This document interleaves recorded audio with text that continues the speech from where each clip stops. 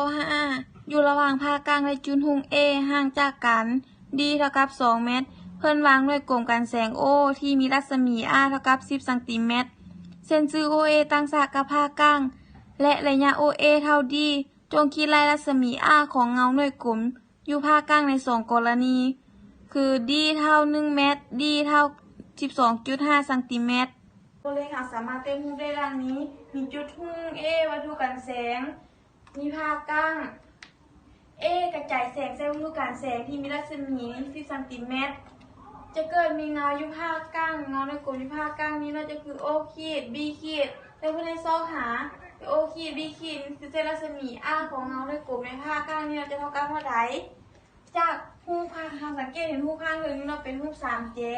2รูปแล้วเรามันแยกออกคือจะได้ดังนี้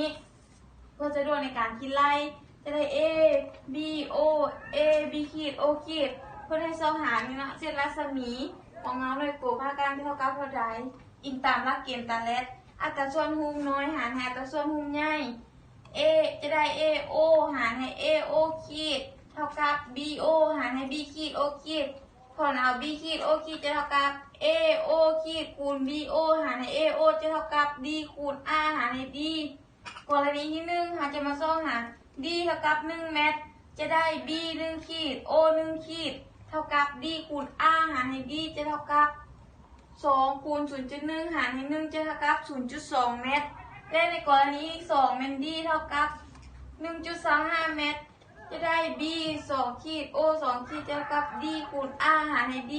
จะเท่ากับ2คูณ 0.1 หารให้ 1.25 จะเท่ากับ 0.16 เมตร